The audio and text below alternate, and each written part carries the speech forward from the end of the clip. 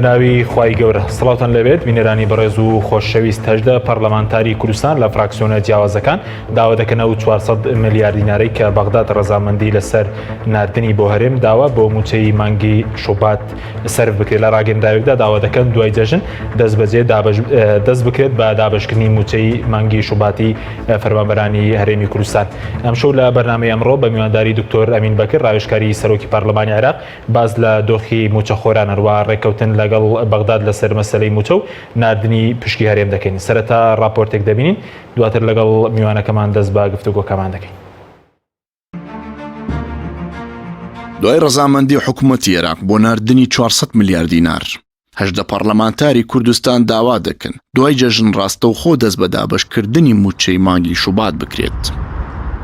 لە ڕاگەیەندراوێکدا هەژدە پەرلەمانتاری کوردستان لە فراکسیۆنەکانی کۆمەڵ و یەکێتی و یەکگرت و ئازادی و سەر بەخۆکان ئاماژە بەوە دەکەن دەبێت ڕاستەوخۆ دوا بە دوای جەژن 400 ملیار دینارەکەی بەخدا لەگەڵ داهاتی ئەم مانگەی نەوتی هەرێم و داهاتەکانی ناوخۆ بۆ موچەی مانگی شوبات سەرف بکرێت.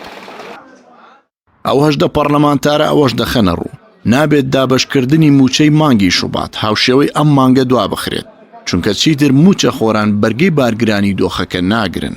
ئەوانیش لای خۆشیەوە سەرۆکی فراکسیۆنی کۆمەڵی ئیسلامی لە پەرلەمانی کوردستان هۆشداری دەدات لە دابش نەکردنی 400 ملیار دینارەکەی بەغدا. عەبدوستار مەجید سەرۆکی فراکسیۆنی کۆمەڵی ئیسلامی ڕاگەیاند وروژاندنی بابەتی قەرز لەلایەن هەندێک بەرپرسی حیزبیەوە کە گوایە حکومت بۆ موچەی ئەم مانگەی موچەخۆران کردوێتی لەم کاتەدا کە بەغدا بەنیازە بڕی 400 ملیار دینار وەک موچەی مانگی نیسان بنێرێت خەتەرناکە و پاسا و دروستکردنە بۆ ئەو کاتەی کە پارەکەی بەغدا گەیشت تا نەیدەن بە موچەی موچەخۆران و بڵێن داومانەتەوە بە قەرز. پەرلەمانتارێکی عێراقیش لەبارەی دۆخی خراپی هەرێمەوە دەڵێت دۆخەکە کەوتۆتە لێواری هەڵدێرێکە و زەنگی تەقینەوەیەکی جەماوەریان لێوە دێت وە کەسیش ناتوانێت پێشبینی عاقیبەتەکەی بکات.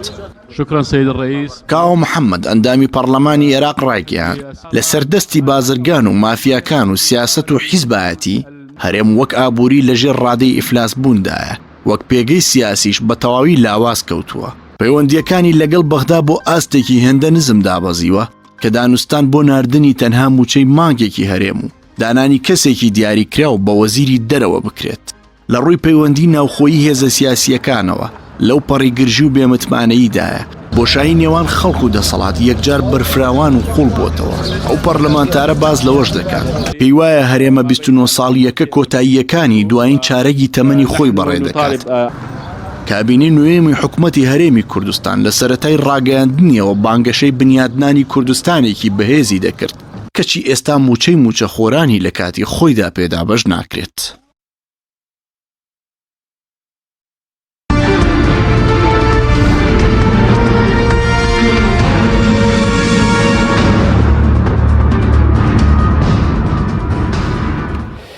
جارێکتر سڵاوتان لەبێت بینەرانی بەڕێز دکتۆر بەخێر بێن سوپاس سپاسمتە زۆر سوپاس. ئەگەر سەرەتا لە مەسەلەی ناردنی و 400 ملیار دیناری بەغدادەوە دەست پێ بکەین ئەمە سەرەتایەکی باشە یاخود لە بەرامبەر چیدا ڕەزامەندی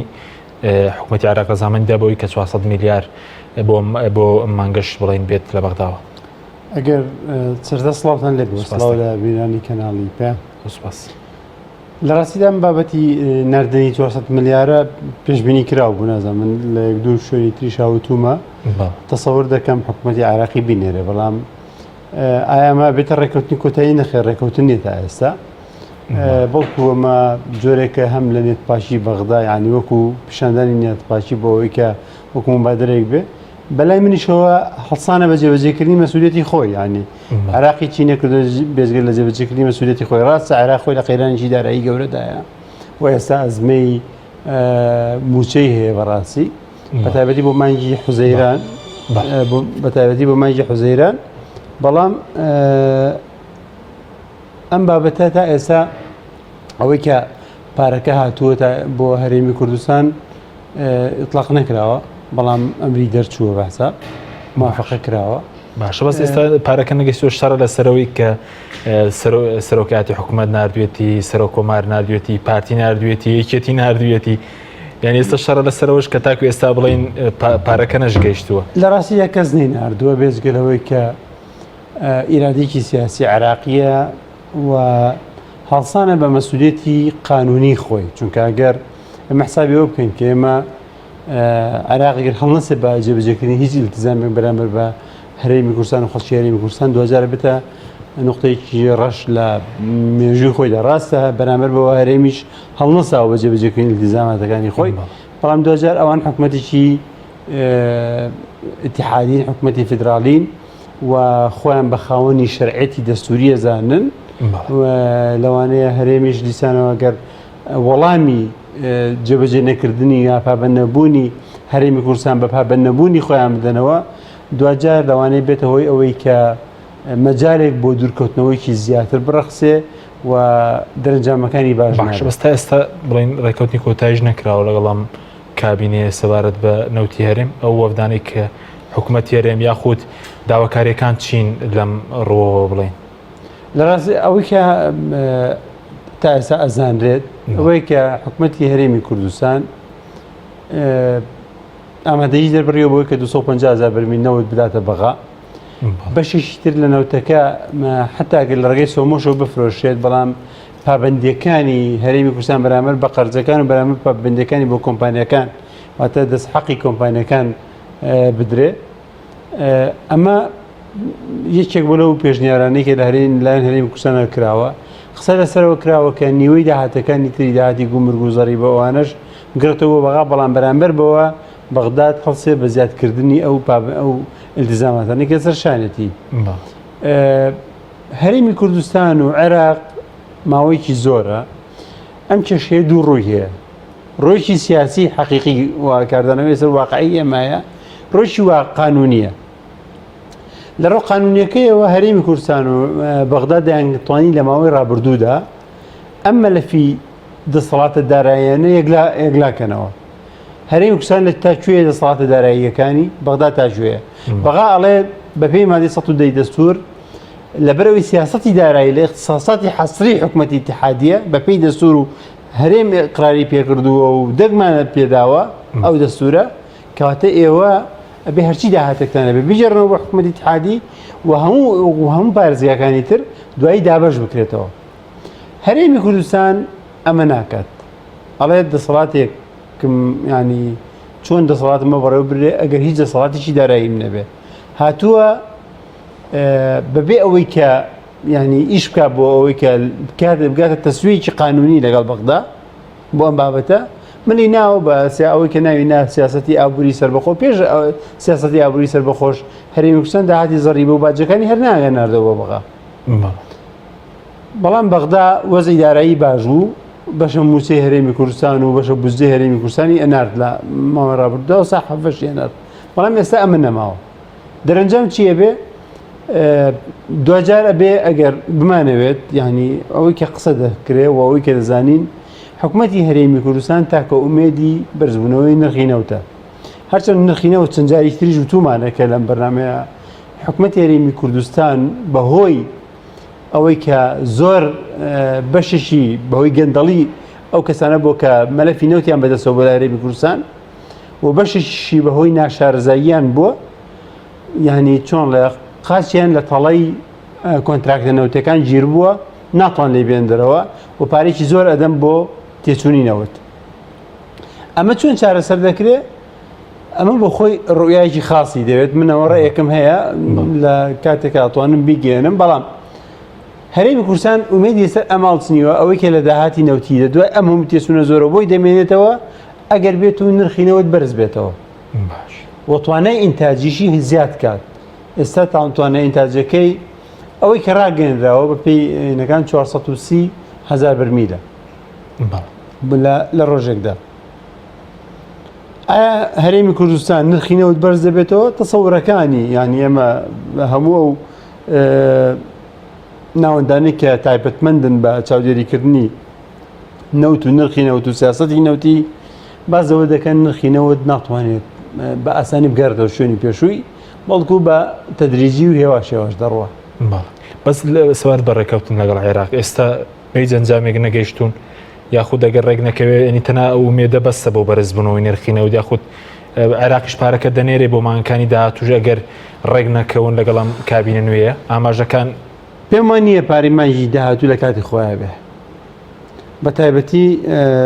عێراق خۆی ئێستا قەیرانی دابینکردنی موچەیە بۆ مانگی ئایندا بۆ مانگی حوزەیرە واتە مانگی 6 ئەمەی کە بۆ هەرێمی کوردستان هاتوو مانگی 5 مانگی 4 مانگی 5 ماوە مانگی بۆ حوزەیرانیش ماوە ئایا لە حوزەیرانە ئەتوانێت بە شەبوزەی هەرێمی کوردستانیان بە ئەو بەڕای 400 میلیارد بنێرێ بۆی هەرێمی کوردستان لەگەڵ داهاتە ناوخۆییەکان و ئەوانی تریکە دەستی یەکەوێت موچە تەواوکە پێم وایە ئەگەر ئەینێرێت بەڵام دواکەوێ ینی لە کاتی خۆیان ناگات باش ئەمە پەیوەندی بەوەیە کە یەکەم جار عێراق بیر لە دابینکردنی موچەی خۆیەکاتەوە بیر لە دابینکردنی موچەی خۆیەکاتەوە دوایی بیر لە هەرێمی کوردستان کاتەوە ئایا دوای ئەوە هەرێمی کوردستان ئەتوانێت بگاتە ڕێکەوتن دوو بابەت هەیە بۆ ینیوەکو دەرەچێ ڕێکەوتن لە عێراق تا ئێستا کێشەی موازنە هەیە چونکە حکوومەتی ئایندە موازنەی نییە حکوومەتی ئێستا موازنەی نییە ئایا پرۆژەیە کە پێی وایە موازنەی مانگانە بە پێی داهات و نرخی نەوتی تەخمین کراو قسە لەسەر بکەن چونکە عێراق لە سا 95 و بەرەو ژوور لە داهاتەکەی پشتی بە نەوت بەستووە ئەمە موازنەی مانگانەی سەر دابڕێژ پەرلەمان مانگانە پەسەندی بکات پەرلەمان مانگانە پەسەندی بکات ئەمە یەکێکە لە تەرحەکان هێشتا نەبووەتە ینی یاسا بەڵام تەرحێکە تەسەور دەکرێت موازنەیەکی سێمانگی ئەمەشێکی ترە لە تەرحەکان موازنەیەکی شەشمانگەی ئایندە هەبێت لە کۆتایی ینی مانگی حوزەیرانەوە بنێرێتە بڵێن لە مانگی حوزەیرانەوە بنێرێت بۆ شەشمانگی ئایندە هەموو ئەم تەرحانە ئێستا وجودیان هەیە ئەمانە پشتیان بەچی بەستووە پشتیان بە نرخینەوەت بەستووە ئەگەر عێراق وەزی دارایی باش بێت تەسهیلات دەکات لە ناردنی ئەو بڕەپارەیە تاکو دەگاتە ڕێکەوتنێک لەگەڵ هەرێمە ئایا لاینی عراقی دەیەوێت ئەو پارەیە بەکاربێنێت وەکو زەختێک لەسەر هەیەم بۆ ئەوەی گفتوگوێی ڕڵا بکە بڵێ ئەوەش هەیە بەڵام ئەمە پێم وایە گەر حکوومەتی ئایندەی عراقی ئەوەی بڵێ حکوومەتی ئێستای عراقی مستەفا کاظمی ئەگەر بڵێن بزانێت لە ماوەیەکی کورتە هەڵبژاردن دەکرێت پێم وان نییە خۆی بخاتە مەعمەعی ڕێکەوتن لەگەڵ هەرێمی کوردستانەوە ئەبێ سێگەیەک دۆستەوە بۆ ئەوەی کە ئەو فترەیە بڕێکات چونکە ئەم بابەتە بابەتێکی چارنووسازە و بابەتێک کە پەیوەنددارە بە سەلاحیەتەکانی بەغدا و حکوومەتی هەرێمەوە ئەوەندەی منیش بیزانم هەرێمی کوردستان و حکوومەتی هەرێمی کوردستان ئامادە نین نەوت هەموو مەلەفی نەوتی بە تێکرا و لەگەڵ داهاتەکانی تر بێکەوتە سین بەغاکەنەوە ئامادەنی ئەمە زانیاریە بەڵێ بۆچی ئامادەنین ینی تەنها ئامادەن 250,000 تەسلیم بکەن دەکرێت ئەو بڕە زیاد و کەم بکرێ 250,000 زیاد و کەم بکرێ قسە لەسەر تێچووی کۆمپانیەکانی نەوت و دەرهێنان و ئەوانش بکرێ عێراق بیداتەوە یا ئەمان بیدەنەوە یا لەو پارەیە بدرێتەوە بەڵام ئەگەر تۆ بڵێ هەموو داهاتەکە بدەن واتە ئەوان سەرچاوی داراییەکەیان تەنها ببێ بە بەغدا ئەمە ناکرد بۆچی نایکەن لە بەرژەوەندی لەبەر خەڵک نایکەیان لەبەر بەرژەوەندی حەزب هەردوو ڕووی قانونی و سیاسیشیە لە ڕووی قانونیەکەیەوە ئەو کاتێکە هەرێمە ماکەواتە تەسلیم ببێت بەوەی کە بۆ بۆچوونەی کە بەغایەتی لەسەر تەفسیرکردنی مادەی 110 دەستور کە سیاسی دارایی واتە دەستگرتن بەسەر هەموو دارایی عێراقا و کۆکردنەوەی لە یەک خەزیانە و دووبارە تەوزیعکردنەوەی ئەمە بۆچوونی عێراقا و عێراقیەکان لایەنی عەرەبی ئێستا تا ئێستاش تەرویز بم بۆچوونەدەن هەرێمی کوردستان دەیەوێت شتێکی تر بسەپێنێ ئەوشەوەیە نەخێر سیاسی دارایی بریتیە لە قسەکردن لەسەر هێڵە سەرچیەکانی ینی بەڕێوەبردنی دارایی بەڵام ئەوە هەرێم داهاتەکانی بۆ خۆی بەکاربێنێت بەڵام ئەمە پێویستی بەڕێکەوتن داهاتەکانی بۆ خۆی بەکاربێنێ و ئەگەر کەمی کوڕیە و عێراق بەشی بدا ئەمە پێویستی بەڕێکەوتنە ئەم بۆ چوونەی هەرێم ناقانونی نییە و نادەسووریش نییە و بەڵام دەکرێت دەبێت ڕێکوونی لەسەر بکرێت چونکە ئەمە یاسای دەوێت پێی دەربکرێت ئێمە یاسایەک دەرکراوە لە ئەنجومەنی نوێرانی عێراقی دەمخولەیە یاسای ئیدارەی مالی بڵێ ئیدارەی مالی یاسای ئیداری مالی لە 100% تەفسیری بۆ چوونەکەی حکوومەتی اتحادیەکە نەک ئەوەی هەرێمی کوردستان کە تو یاساکە ئێستا هەیە نهاتووی لە کاتی پێشوودا لە کاتی دەرکردنی یاساکەدا کە ڕژنووسەکەی نێدرا وزیرێکی دارایی کورد بووە ڕژنووسی ئیدارەی مالی کە داوا دەکات لە 150 داهاتی گومرگ و ناوخۆ بگەڕێتەوە بەغدا بەڵێ ئەو کاتە دەیانتوانی تەمان بەتەنها بە وەزیرێک ناکرێ بە ئەوە بۆ بەئینسافەوە بڵێن بەڵکو دەکرا هەرێمی کوردستان ئەو کاتە مفاوەزەی بکردایە ڕێگەی بگرتایە وەزیرەکە ڕێگەی بگرتایە لە دەرکردنی یاساکە تاوەکو مفاوەزاکرا بەڵام لەبەرەوەی وەزیرەکە مختەز نەبووە بە کاروباری داراییەوە کەسێکی سیاسیە نەهاتوون ئەمە بکەن دایانتوانی ئەو کاتە وەزیرەکە ڕێگر بیتایە ئەم یاسایە ڕاگرن با دەرنەکرێ بۆ ئەوەی کە هەندێک مەسایلی ینی هەڵپەسێرا و ماوە لەگەڵ هەرێمی کوردستاندا ئەم بابەتانە بگەین نەتیجە ئەو کاتە ئێمە ئەتوانین قسە لەسەر دەرکردنی یاساکە بکەین پێی ئەو بنەمایی کە هەور بڵا قەناعەتمان پێ بێت. سپاس دەکەم دێدوانێکی پەرلەمانتارێکی کوردستانمان هەیە لەسەر موچە دەگەڕێم بۆ لای ئیبارەز فەرموو بابێتەوە ببینی.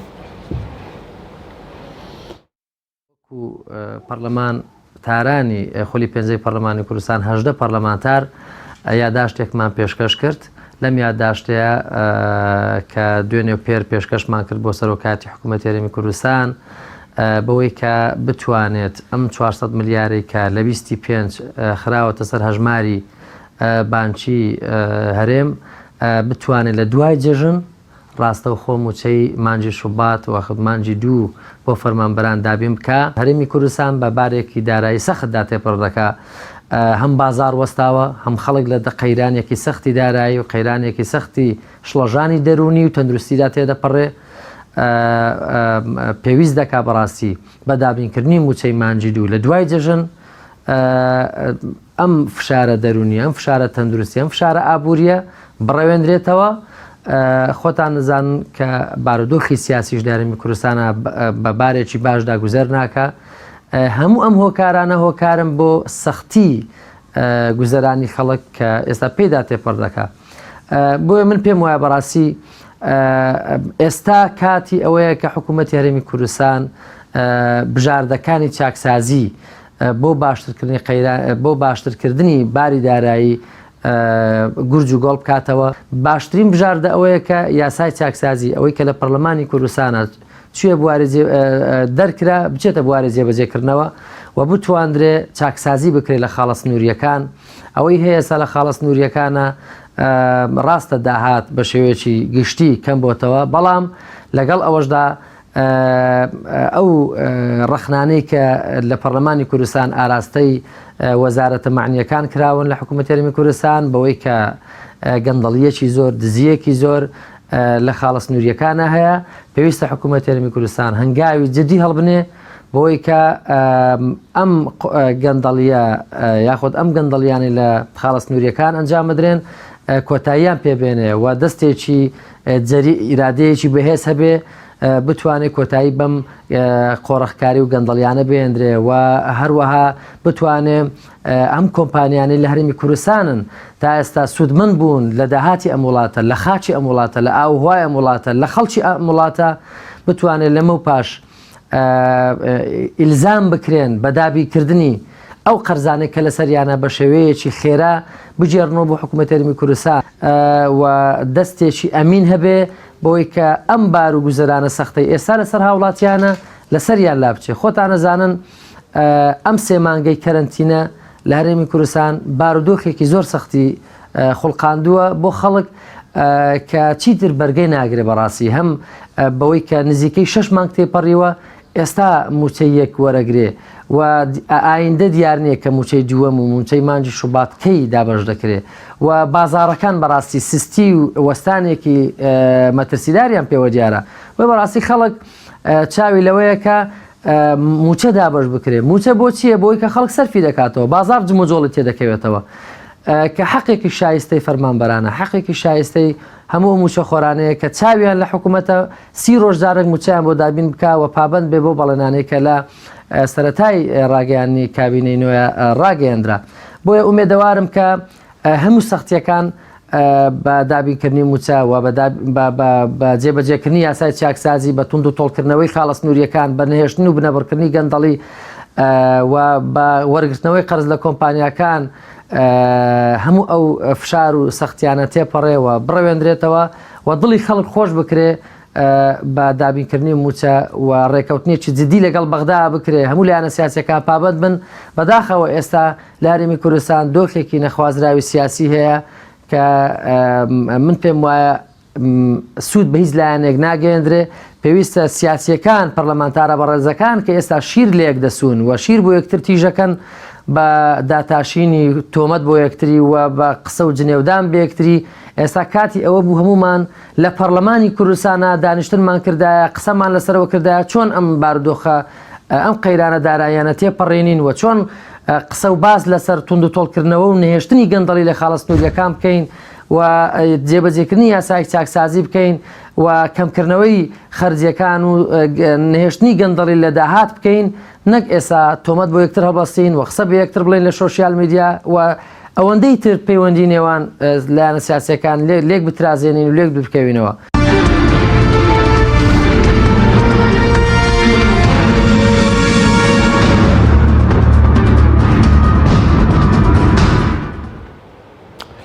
دارێکتر سڵاتان لەبێت بینێرانی بەڕێز دکتۆر بگەڕێمەوە لای بەڕێز سەبارەت بە کێشەی نەوت و موچەش چارەسەری ئەم کێشەی چییە بۆی کۆتایی بە کێشەی موچە بێت لەگەڵ بەغداد؟ پێم وایە تا ئەم دەقای حکوومەتی هەرێمی کوردستان ئەوە ئاگادار بن ئەمانگەل لە ڕێگەی قەرزی خەڵکەوە هەندە سەرمایهدارەوە 400 ملیاریکی پەیدا کردووە و لەگەڵ هەندە داهاتی ترا بۆ موچە کاتە خۆ ئەمە هەر بخۆی ئەمە زیان لە ئابووری دەدا تۆ پارە لە سەرمایهدارەکان وەرگریت بدەی بە موچەوە زیان لە ئابووریەدا چونکە ئەو سەرمایهداران بۆ پارەی ئیشکەن باشترەوەی خەڵک کاری پێ بکات بەرحاڵ ئەوە کاری ئەوان نەبووە دەبوایە لە ڕێگەی ترەوە هەوڵی پیاکردنی قەرزی بدایە کەواتە حکوومەت بۆ موچە قەرزکە جارەوە ینی لە زانستی ئابووریا گەورترین هەڵاوەیە کە تۆ قەرز بۆ بجێ تەشغیلی بکەیت باشە بەرحاڵ حکوومەتی هەرێمی کوردستان هیچ ئومێدیی ئەوتۆی نییە ئیفلاس بوو ئێستا بڵێن کاتی ئیفلاس بوونیە هەر حکوومەتی هەرێمی کوردستان دایم ینی وەکو حکوومەت ئیفلاس بووە بەس ئەوەی کە ئیفلاس نەبووە حیزبە لە پشتی حکوومەتەوە چونکە ئێمە بزانین یان لە ماوەی ڕابردوودا حکوومەت بۆتە شەریکەیە کۆمپانیەک بۆ خزمەتی حیزبەکان بە تایبەتی پارتی و یەکێتی زۆر سوودیان بینیوە بە دەرەجەی یەک پارتی و دوایش یەکێتی بۆن من هەر لە مۆزۆی بۆڕی نەوتی گواستنەوەی نەوت یعنی هاتنەم بۆڕیان فرۆشت بە ملیارێک و 800 میلیۆن دۆلار ئەم بڕەپارەیە کۆمپانیەکە چێوچێک بوونت شەریک کۆمپانیای ڕۆزدە فێرۆسی و کۆمپانیای کاری پارتی دموکراتی کوردستان باشە ئەم دوانە ینی بەس لە ماوەی لە ساڵ 2019 604 میلیۆن دۆلاریان وەرگرتوتەوە حەقی کرێ بۆڕێک کاتە تۆ بە 2 ساڵ بێ پارەکە وەرەگریتەوە باش ینی چی حکومەتیشی تیا من ینی مڵکی گشتی بە بڕەپارەکەمە ئەدەمەوە بە کۆمپانیایکی حزبی وی حزبەکەیشی خۆی بێت ئەمە گەندەڵیە وایانی واتە کۆمپانیایی هەمان حیزبەکە حکوومەت بڕێەوە بە بۆڕێکە ئەو کۆمپانیایەکەمە شەریک لە خاوەندارەتی ئەو بۆڕێ ئێستا چۆن نتوانم ڕێکەوەم لەگەڵ بەغات چونکە کۆمپانیەکە زەرەکات ئەی بۆڕێکە چی پێیا بڕوا ئەگەر ئەم نەوتەکە بداتەوە لە ڕێگەی سۆمەوە بفرۆشێ ئەگەر گریمان سۆمۆ ڕازی نییە ئەو نەوتە لە ڕێگەی بۆڕێەوە بڕوە شکەمە وردەکاری ڕێکەوتنیە کە ئەگەر دوای ڕێکەوتن لەگەڵ بەغایە حتمما داواکاری هەرێمی کوردستان چییە بێ حکوومەتی هەرێمی کوردستان ئەچێت ئەچەن من لە نێوان دوو کەوانێت باوەڕمەوە نیە ئەمە حکوومەت بێ دەسەڵاتێکە ئەم دەسەڵاتە چۆن لەگەڵ بەغای ڕێکەوێت دێت بەوە ڕێکەوێکە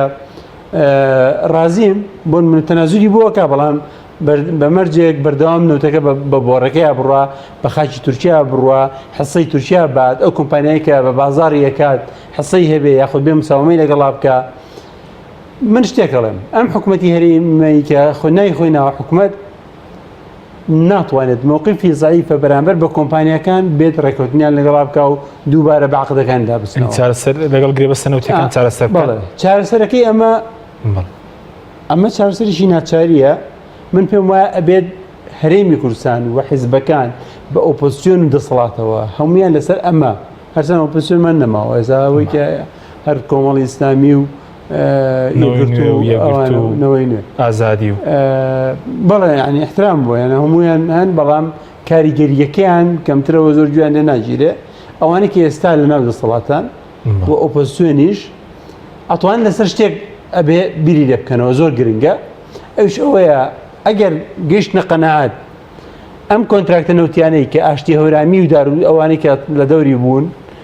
مەلەفی نەوتیان لەسەوە بووە هەموویان بوونەتە ینی تەوقێک بە ینی بەگەردنی خەڵکی کوردستانەوە و ناتوانێت لی بێتەوە و بۆتە نەکبەتیکی قورس تا ماوەکی ئایندەی دووریش حەلی ئەمە چییە؟ بۆ منە لە عێراق لە ساڵی 1972 کاتێکە نەوت خۆماڵی کراوە هەنگاوێکی ئازایانە بووە و عێراق سەروەری بۆ گەڕاوەوە و جێپی ینی پێگەی ئابووری زۆر بەهێز بووتەوە ئایا هەرێم شتی واتوانێت بچینەوت خۆماڵی بکە ئێستا لەم قۆناغاگەر بتوانێت ئەوانە نە لە ڕووی قانونی و لە ڕووی سیاسیشەوە چاوەڕێکراونین ئەی چی باشە بۆ ئەمە ڕێی من وایە هەرێم ئەتراف کە بەوەیکە اختصاصی نەبووە لەینە هەرچە من بۆ خۆم پێم وایە بابەتی اختصاص حەقی هەرێم هەیە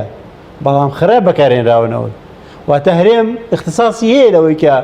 ینی ئیدارەی مەلەفی نەوتی بکە بەڵام نەک بەم شێوە گەندەڵە لەبەرەوەی فەشەلی هێنا و خراپی داری داوە ئێستا ئەم ینی بیانووی عێراق قبول بکە کە ئەڵێ تۆ اختصاصت نییە و من مادەم ینی خاوەنی سیادەم لە بابەتی نەوتە اختصاصەکەی هی منە چووکە داهاتەکەی پێی مادەی 111 دەستور بە هەموو خەڵکی عێراقا ئەوە عێراقیەکان واڵێن کەواتە تۆ اختصاصت نییە ئەگەر عێراق لایەنە سەڵاتدارەکانی هەرێمی کوردستان ئەوانەی قسەتوان قسە بکەن لەم بابەتە ئەگەر ئەم بۆچوونەی عێراق قبول بکەن چییە بێ ئەو کاتە دەسەڵاتی گفتوگۆکردن لەگەڵ کۆمپانیەکانی نەوت لە هەرێمی کوردستان سێندرێتەوە ئەوان دێن دووبارە ڕێکەون لەگەڵ کۆمپانیەکانی نەوتە بۆ تعدیلی عەقدەکان مووقیفی عێراق ئەو کاتە بەهێزتر دەبێت بەهۆی ئەوەی کە ئاڵێت هەرێمی کوردستان کاتی خۆی کە و گرێبەسانەی کردووە اختصاصی نەبووە ئەتوانرێت شتێک لە گرێبەسەکان عەقدەکان لە مەسلحەتی خەڵکە چاک بکرێت ئەمە ئەو من پێم وایە تا ئەم دەقەیە ئەوەی کە دەبینم هەرێمی کوردستان تا 50 ساڵی تریش ناتوانێت لە ینی نعلەتی ئەو گرێبەستە نەوتیانە ڕزگاری بێ ئەوەی دەرەچەیە بۆی تەنها ئەوەیە کە ینی لە ڕێگەی نەبوونی اختصاصەوە پەنابرێتەوە بەر حکومەتی عێراقی و حکومەتی عێراقی یان لە ڕێگەی وەزارەتی نەوتەوە بێت دووبارە گفتوگۆ بکاتەوە بۆ تعدیلی گرێبەستە نەوتیەکان لەگەڵ کۆمپانیەکاندا باشە بەس ئێنی چەند چارەسەرەوەی کە پێداچوونەوە بکرێت لە ڕێی عێراقەوە ئەمە بۆ مۆزوعی نەوتە و گرێبەستەکانە بەڵام بۆ مۆزوعی باشە بەس بۆەوەی کە لەگەڵ بەغدا ئەوان داوای مەسەل لە بەرامبەر 250,000 بەرمیل داوای چەند بڕپارە لە بەغدا دەکەن چکە خۆیان بە نزیکەی 500,000 بەرمیل 345 میلیارد دێنەوە وەزارەتی دارایی بۆ نمونە سەردەمێک نزیکەی 800 میلیارد دینار داهاتینەوە دوو مانگانە 345 زیاتوتە وەزارەتی دارایی طبعا لە ساڵی 2019 هەرێمی کوردستان بەلایەن عێراقیەکانی وتبوو ئێمە بەڵێنیەوەتان پێدەین طبعا نوێنەرەکانی پارتی با بڵێم بەڵێنیاندا بوو بە لایەنی عێراقی کە بەڵێنیەوەتان پێدەین کە لە ساڵی 2020 ئێمە ڕێککەوتنێکەکەین لەگەڵ بەغایە لەسەر مەلەفی نەوتی و کێشەمان نامێنێ بەڵام لێگەڕێن ساڵی 2019 ئێمە ئەم نەوتە تەسلیمی ئەمە خۆمان بفرۆشین بۆ ئەوەی کە پابەندەکانمان بەرامبەر بە کۆمپانیەکان و بەرامبەر بە دەوڵەتێکی وەکو تورکیا کە قەرزیدا بۆ کاتە و بەرامبەر بە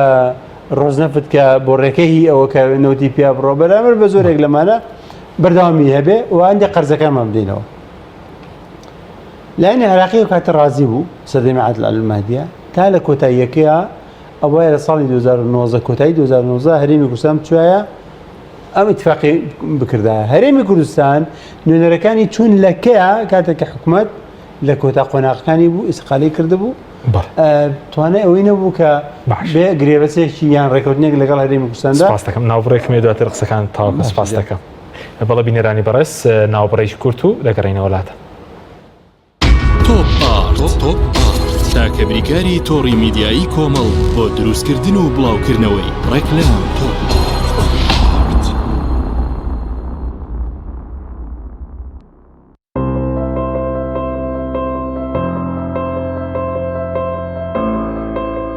چونکە شیر لە ژیانی هەموماندا گرنگی خۆی هەیە من باشترین شیرم بۆ خەزانەکەم هەڵبژاردووە هەموو کات شیری ئاڵتونسا بە منداڵەکانم دەدەم بۆ ئەوەی مێشتێکی چالاک و داهێنەرانەی هەبێت من بە شیری ئاتونسا کێک و شیرینی دروست دەکەم. شیری ئاتونسا ڕۆڵێکی گرنگی لە خێزانی ئێمەدا هەیە. سەداسەد سروشتی تامێکی نایە.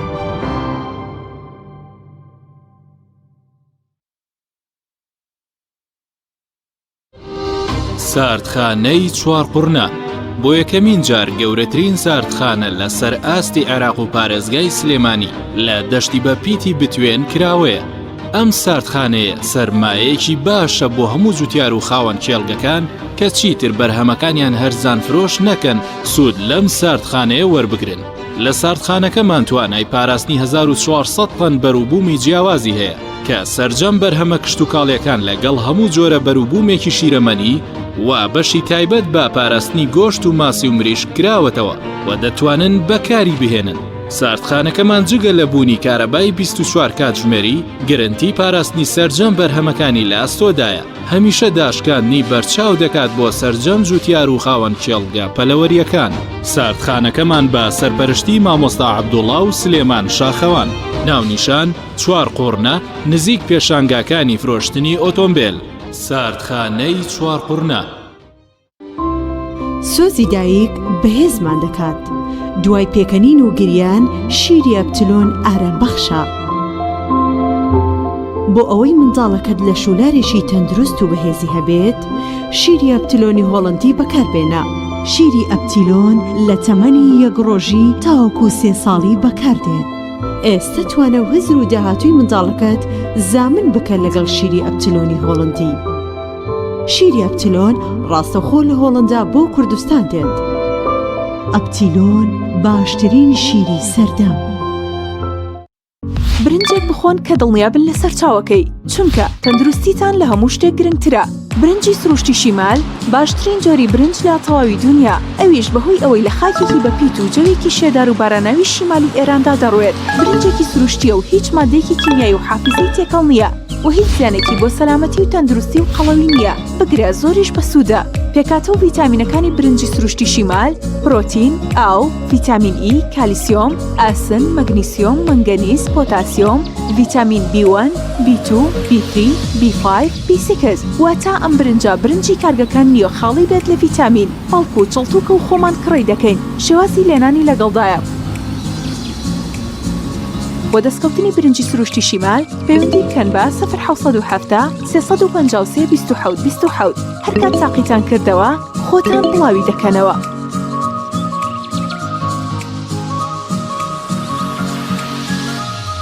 تۆپ ئارت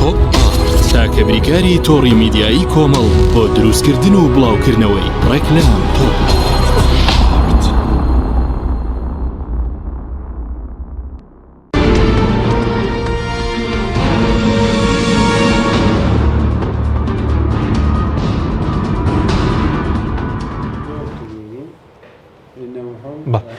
جارێکتر سەڵاتان لەوێت بینەرانی بەڕێز دکتۆر بگەڕێم وەلای بەڕێز پێش ناوبڕەکە پرسیاریەوەم کرد کە هەرێم خۆی لە باشترین حاڵەتە کە ئەو کاتێک کە نرخی نەوت $16 بوو 295 ملیۆن دلار کە بڵێن دەکاتن دەوروبەری 345 میلیارد دیناری خۆمان لە کۆی هەموو داهاتی ماگانی نەوت ئەوەندە دەگەڕایەوە وەزارەتی دارایی ئێستاوان بۆ کە 250 میلیارد ڕاستی بەغداکەن داوای چەند لە بەغدا دەکەن بڵێ لانی هەرێمی کوردستان لە گفتوگەکان داوەندی کە من بیست بێتم ئەوفەری ئەو ینی بینی ئەویان خستوتە بەردەم پێشنیاری ئەویان خستوتە بەردەم لایەنی عێراقی کە ئەمان 250 تەسلیمەکەن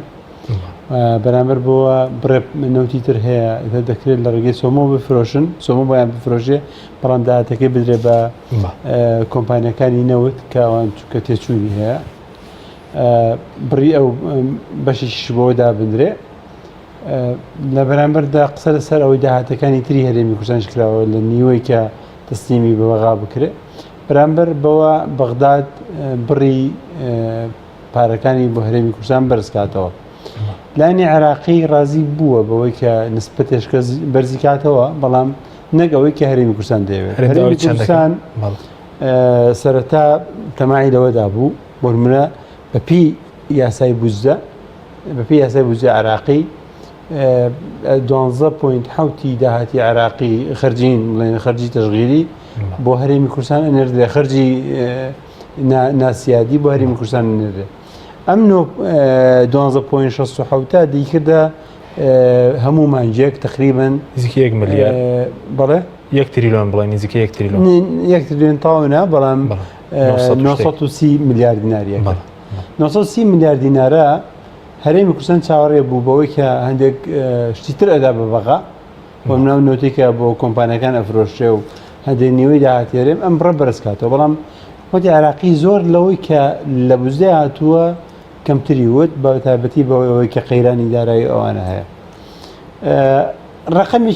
ڕقەمی گفتوگوی لەسەرکرێ من دڵنیانیم لێ لە بینی ئەوان و پێیان هەرێم گەشتێتە سەر 600 میلیارد دینار و لانی عراقیش لەسەر 400 و 450 ئەوانە میلیارد دینار بن ئەم ڕقەمە من دڵنیان نیم چونکە تۆزێک ناتەبیعیە لە بەشی پێداویستەکانی هەرێمی کوردستان ناکات چۆن لایانی هەرێم لەسەر ئەمە ڕێککەوێ بۆیە ئەم بابەتە هێشتا ڕوون نییە لایانی عراقی ئەڵێت شتێکی تر هەیە یان یەکێشکەیە لە ئەو بۆچوونانەی کە بەشێک لە مستشارە مالیەکانی گوێم لێ بووە باسی ئەوەکەن هەرێم هەموو داهاتەکانی تسیم بەغا بکە هەرچیکی هەیە بەرامبەر بەوە 12.67 بوزدەی فعلی واتە نەفقاتی فعلی غێر سیادی بدرێباین واتە عێراق ئەو کاتە لە قەیران بوو لە قەیران نابوو کەمی هەبوو کەم بدا زۆری هەبوو زۆر بدا ئەم بۆچوونێکە ینی لانی کەمی هاوسەنجیەک یان زمانێک بۆ موچەخۆری هەرێمی کوردستان دروستەکە کە وەک موچەخۆری عراقی موچەکەی ئەگەر ئەوان نەفەوتی ئەمیش نەفەوتێ و ئەگەر داهات لەوێ بەرز بێتەوە بەشی شتی تر بکات بۆ ئێرش بێت بەڵام ئەمە لە بەرژەوەندی دەسەڵاتدارانی هەرێمی کوردستان نییە لەبەرەوەی کە هیچ دەسەڵاتیشیان نامێنێت کاتێکە داهاتەکە هەمووی لە بەغداوە بێت و بە بڕێکی محەدەد بێ موچەوەکو چەسانەوە بۆ کۆمەڵگە بەکاردێن و مەجای گەندەڵیشیان نامێنە ڕاستە ینی بۆیە تەسلیمی ناکەن من پێم بات لە ڕووی قانونیەوە پێویستی بە گفتوگۆیە پێویستەکە لەگەڵ بەغا لەسەر بنەمای قانونی ڕێکەوە بەس ڕەنگی خەڵک بپرسێ مەسەل هەرێمی کوردستان نەوتی کڕیوە یا خۆت بڵێن نەوتی فرۆشتوە چووکە ئەوان خۆیان کە نامەی کەنارەسەی بەغداد کەوت دەڵێ لە 2014 تا 2020 62 تریلیۆن نهاتۆ تارێم لە بودجێ عێراق خۆیان دەڵێن لە ناوخۆ 28 تریلیۆن ئەنی قەرزدارن ئاینی 90 تریلیۆن بای 9 ساڵی موچە دەکە کە لەو ماوەی زیان بەر هەرێم کەوتووە ینی کە نەوتیشیان کڕی بە هەر ئەوەندە قەرزدارە نەبووین ئێمە تەمان 28 تریلیۆن قەرز بابەتێکە کە ینی زۆر قسە هەڵدەگرێت لە ڕاستیدا حکوومەتی عراقیەوە نییە کار پارەی نەناردبێ و ئەمە نەوتیشیان فرۆشتووە لەو کاتەیە باشە ئەم پارە ئەو قەرزە زۆرە و بێزگلەوە سەیری ئەوە مەکە ینی کاتێکە قەرزیان کردووە شتیشیان فرۆشتووە یانی تۆ بوونەی تەحتی تۆ بیت ینی بۆڕی گواستنەوەی نەوتی هەرێمی کوردستان بفرۆشی بە کۆمپانیای بە کۆمپانیای ڕۆزنەفەت ئەمە فرۆشتنی بوونەی تەحتیە تەنانەت ئەگەر قسە هەبوو لەسەرەوەی کە خوا بکەم وانە بوو بێت ینی نەفرۆشا بێت چونکە گفتوگوی ئەوەی دەکرا کە تەنان هەندێک بیرە نەوتی و کێڵگی نەوتی بە خاکێ و بفرۆشێ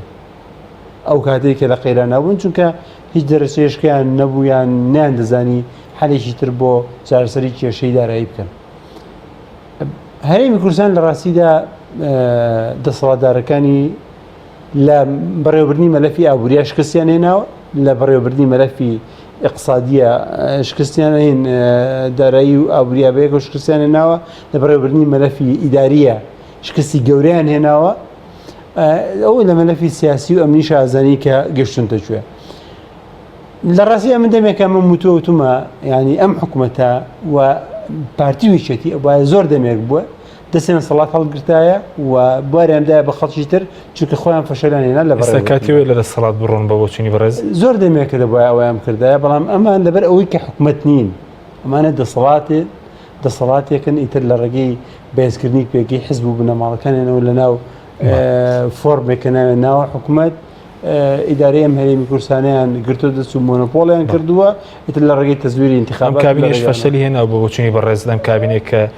باسی کوردستانێکی بێز و لە هەرێمی کوردستاندا لە هەرێمی کوردستاندا شتێک نییە ناوی حکوومەت بێت بڵین کابینەیە ئەمە بەواقعی حکوومەت ئەگەر حکوومەت بێت لایەک سزنی هەبێت ینی زیندانی هەبێت و سزنی تێکردی بێت و لایشکە پێی نەزانێت هەردوو لایەن سزنیان هەیە و زیندانیان هەیە و کە نارەکانی خۆیان تیا حەشارەدەن و ئەسڵەن دادگاش پێی نازانێت ئەمە یەک بابەتی ئەوەی دەیان راپۆرتی ڕێکخراوەکانی مافی مرۆڤمان هەیە و نەتەوەیەکگرتوەکانمان هەیە لەسەر ئیدانەکردنیان، بەڵام ئەسڵەن هەموو جارێ بە ینی بەڕێدێکی زۆر ناتەندروست ڕێدێنەدەنەوە کە ئەمە نەبوونی مؤسسات دەرەخا. بابەتێکی کە زۆر وازح ئەوەیە کە ئەگەر تۆ حکوومەتت هەبێ کاتە بە پلانی ئاوریتە بێ بێ بجزەتە بێ ئەبێ بزانی ئەم وڵاتە بەرەوکوێ، ئەم هەرێمی کوردستانە بەرەوکوێ ئیدارە دەیت، ئاڕاستی بەرەوکوێ، سەرچاوی داهاتەکانی بەرەوکوێ ڕێک بخرێتەوە. چی ئەتوانێت لەمانە بکە؟ ئێمە لەم دەسەڵاتی هەرێمی کوردستانەدا کە بەڕێوەی دەبن ئەم دوانە ینی دەرەنجامی لە نەوەتەکانەوە تا ئێستا بەم شێوەی درێژەیە و دەرەنجامی شەڕی ناوخۆ بەشکردنی زۆنەکان و بەم شێوە ئیدارەدانە، ینی ئەوەی کە ئێستا واقعی حاڵی هەرێمی کوردستانە ئەوەیە کە ئەگەر بەغدا پارەی بۆ نەنێرێت ئەم توانای ئەوەی نییە کە دۆخی خۆی باشکە. ئەگەر بەغدا دەواازەکانی لەسەر داخەوەکە ئەوەی کە لە ساڵی 2017 لە 16 ئەلولا ئەو دوای ئەوە کرا، ئەو پێم وایە ئەبینین ینی حکوومەتی هەرێمی کوردستان هیچ دەرەجەیەکی نابێ، یان ئەوەی کە ناوی خۆی ناوە حکوومەت نە تورکیای لەگەڵ دەبێ و کاتە نە ئێرانی لەگەڵ دەبێ، یان ئەگەر بەس ئەوەندە زەختی دەبکەن کاتە تۆ چیت هەیە؟ تۆ حکوومەتی یا تەنها دەسەڵاتێکی، ئەگەر دەسەڵاتێکی ئەتەوێ ئەم دەسەڵاتە چ فۆرمێک وەربگرێت باش ئەم شێوازی بەڕێوەبردننی منافەسە حیزبیە لە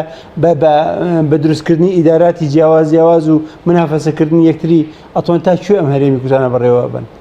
ئایا تا کوێ خەڵکی هەرێمی کوردستان لەم دوو حیزبە قبوڵی یەکەن کە بەم شێوەیە هەرێمی کوردستان بەڕێوە بەرن؟ ئەمە ئیشکالی گەورەیە. لە ڕاستیدا ئێمە لە تەوسیفکردنی ئەم ئیدارەی حیزبیانە کە نای خۆیان ناوە حکوومەت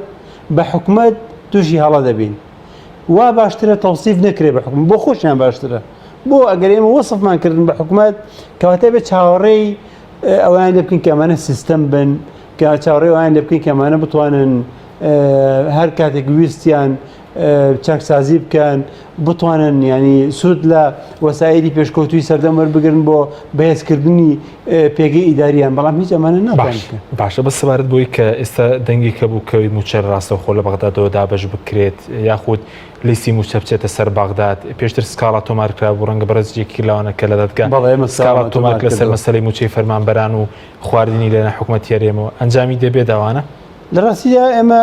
منەمە دووەم جارە سکاڵا تۆمارەکەم لە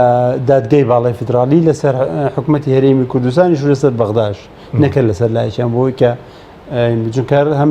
لە ڕووی دەستوریشەوە وایە ینی لە ڕووی قانونیشەوە هەر دەبێت بۆ شێوەیە بێت. باش ئەنجامەکانیان چی بوو؟ ئەمەی ئەخیریان وەڵامی وەزیری ئەخرێمە ئەوانەی کە داوایان لەسرە ینی تەرەفەکان وەزیری دارایی ئیتحادیە، وەزیری دارایی هەرێمە، سەرۆکی حکوومەتی هەرێمە. چونکە ناکرێ ئێمە قسەکەمان لەسەرەوەی داواکەمان سەرەوەی ناکرێ موچە و موچەی خەڵک ببەسترێتەوە بە کێشەی نەوت و کێشە سیاسەکانی نێوان هەرێمی حکوومەتی ئیتحادی. داوامان لە هەردوودا هەیە بابەتی موچە جا بکرێتەوە لەم مەلەفانە. لەوانەیە بۆ هەرێمیش قازانج بێ، بە حکوومەتی هەرێمیش قازانج بێت لە ڕۆی شتەوە. ڕاستە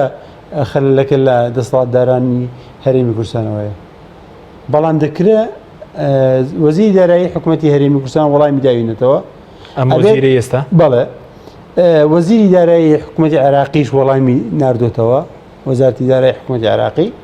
ماوەتەوە سەرۆک وەزیرانی هەرێمی کوردستانیش وەڵام بنێرێتەوە بۆ ئەوەی کە دادبینەکە دەست پێ بکە، تا ئێستا وەڵامەکەی ئەمان تاخیرە و نێناردۆتەوە. باشی دادگای ناکەم ئەدەم وەڵامەکە نەدراوێتەوە. تا ئەم دقەیە دادگا پێشتری لەسەر ئەم ڕێتمە ڕۆشتووە کە ماوەیەکی زۆر چاوەڕێی وەڵامەکە. ئەگەر هەر نەبوو ئەو کاتەی ما بێ داوای دادبینی غیابی بکەین چونکە ئەوان وەڵامەکەیان ناردۆتەوە. باشە ئەی سەبارەت بە ئێستش کە داواکاری ڕاستەخۆ موچەی فەرمانبەران بخرێتە سەر بەغداد دەکرێت ئەمە بکرێت، یان هەندێک فەرمانبەرانی چوونی بابەتی موچە بەتەنیا بخرێتە سەر بەغدا پێویستی با ڕاستکردنەوە و ڕێخستنی قایمەی